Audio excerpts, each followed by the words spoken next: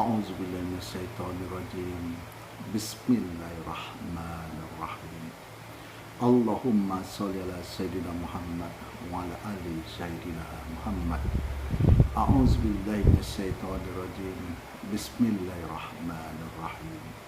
Rabbi sadri wa yassirli amri wahlul 'uqdatam min lisani yafqahu qawli. Assalamualaikum warahmatullahi wabarakatuh. Sahabat-sahabatku, saudaraku dimanapun Anda berada, pada pagi hari ini setelah kita melaksanakan salat subuh, saya ingin mengajak sahabat-sahabatku, saudaraku untuk merenungkan satu judul, yaitu tiada jalan untuk kembali. Jadi judul pada pagi hari ini adalah tiada jalan untuk kembali.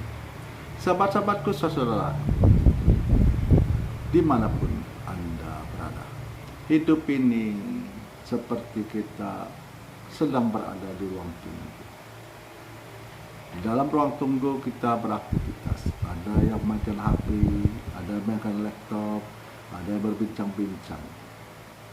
Setelah itu masuk jadwalnya pesawat akan terbang, maka setiap penumpang akan menuju kepada jurusan masing-masing dengan menaik pesawat masing-masing.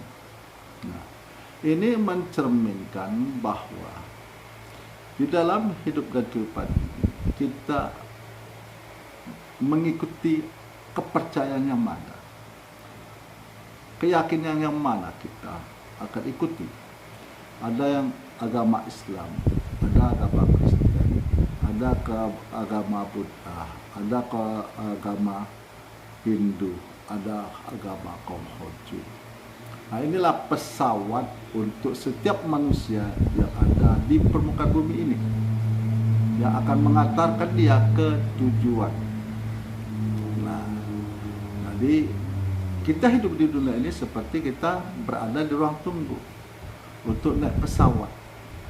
Pesawat kita yang mana? Apakah sahabatku percaya dengan agama Islam? Aku yakin dengan agama Islam? Apakah sahabatku, saudaraku percaya dengan agama Kristen? Apakah sahabatku percaya dan yakin dengan agama Hindu? Apakah sahabatku percaya dan yakin dengan agama Buddha? Ataukah sahabatku, saudaraku yakin dengan agama Konghucu? Nah, di sini di agama Islam tidak ada mengajarkan perselisihan. Tidak ada agama Islam mengajarkan itu berdebat antar agama. Yang ada adalah lakum dinukum waliyadin.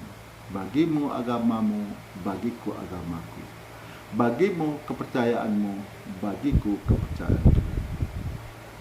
Bagimu keyakinanmu, bagiku keyakinanku. Itu yang ada di agama Islam. Artinya setiap agama mengurus agamanya masing-masing.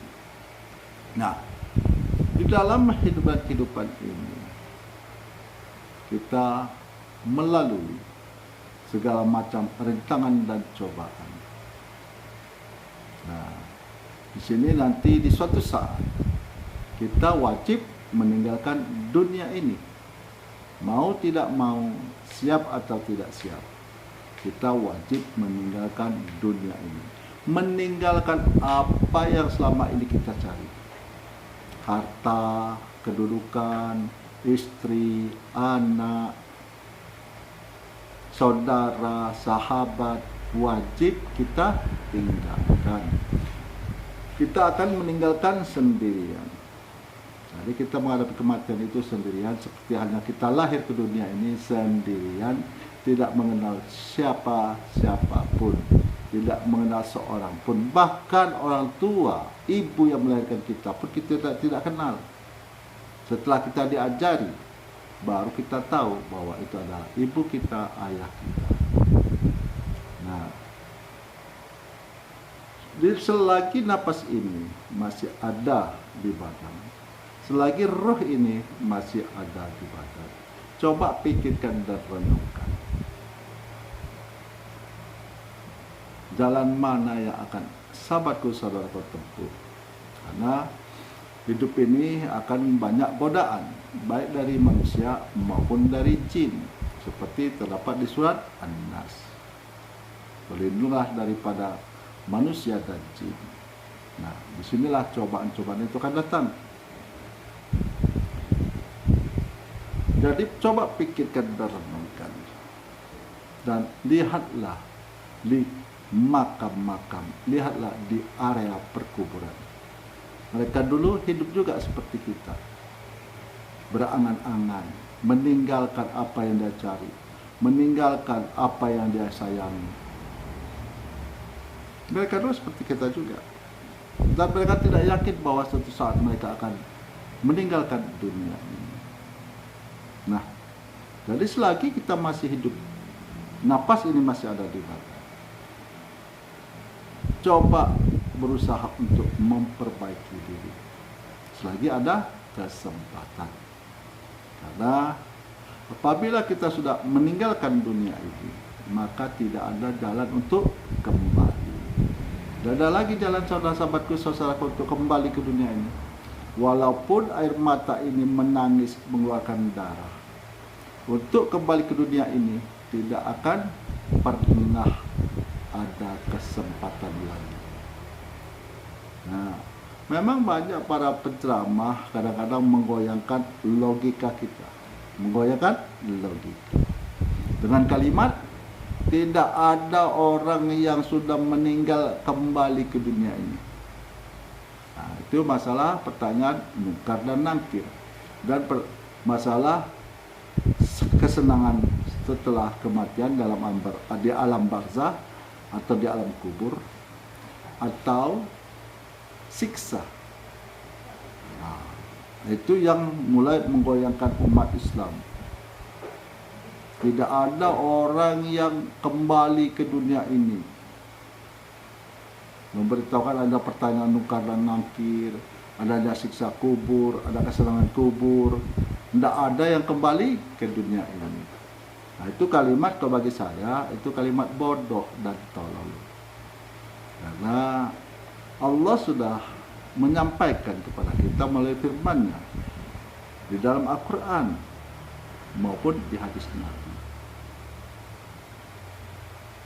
Setiap yang bernyawa harus merasakan kematian. Setiap yang bernyawa harus merasakan kematian. Jadi manusia, jin, tumbuh-tumbuhan, hewan, malaikat, asalkan yang bernyawa, ikan, semua asalkan bernyawa harus merasakan kematian. Dan kita lihat, kita saksikan sendiri dengan mata kepala kita sendiri bagaimana tumbuh-tumbuhan mati, ikan mati, hewan mati, manusia mati, malaikat yang tak pernah kita lihat, jin sebagian orang yang melihat, setan sebagian orang yang melihat. Nah, itu nanti kalau setan itu di akhir zaman, nah dia yang makhluk yang terakhir yang akan dicabut nyawanya, itu iblis. Nah, itu harus sahabat-sahabatku pikirkan, mencari keselamatan dunia dan akhirat.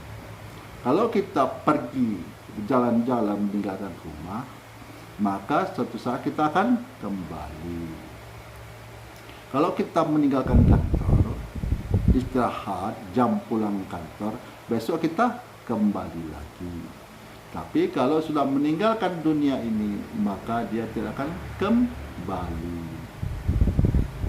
Nah, jadi kalau yang ngomong ini, yang bicara ini, ruh, itu sudah meninggalkan jasad ini,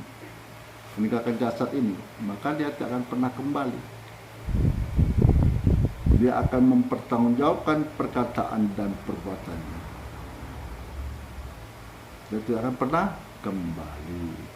Dan Allah sudah menyampaikan, setelah engkau melihat dengan mata kepalamu sendiri, dan engkau meminta supaya dikembalikan ke dunia ini, walaupun keluar air mata darah, maka engkau tidak akan pernah kembali lagi ke dunia ini. Nah, selagi ada kesempatan,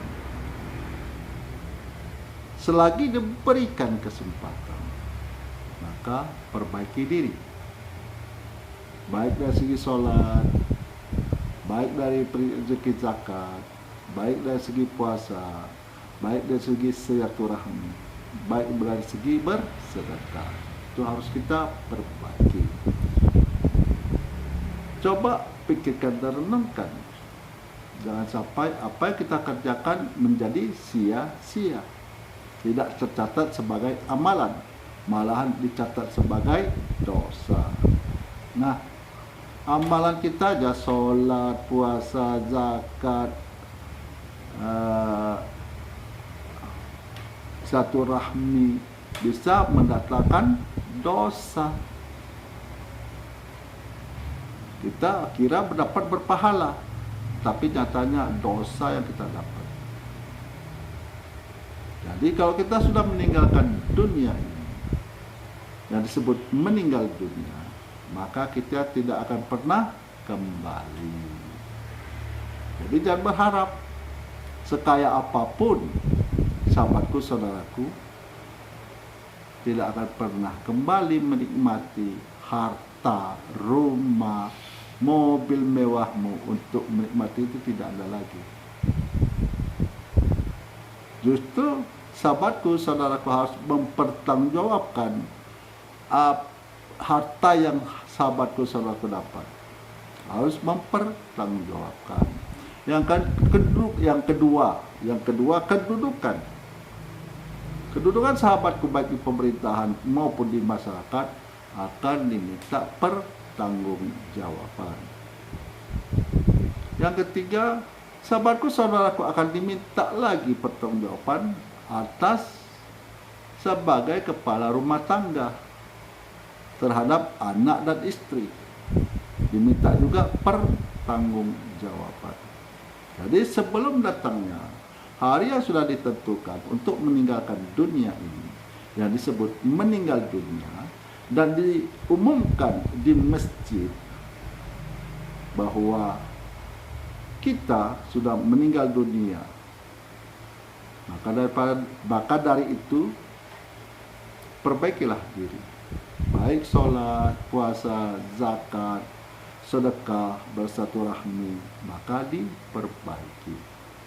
Semoga sahabat-sahabatku, saudaraku yang setia mengikuti renungan kehidupan ini, Allah memberikan hidayahnya, Allah angkat penyakitnya, Allah permudah rezekinya, Allah panjangkan umurnya. Akhirul kalam, saya akhiri dengan Assalamualaikum warahmatullahi wabarakatuh.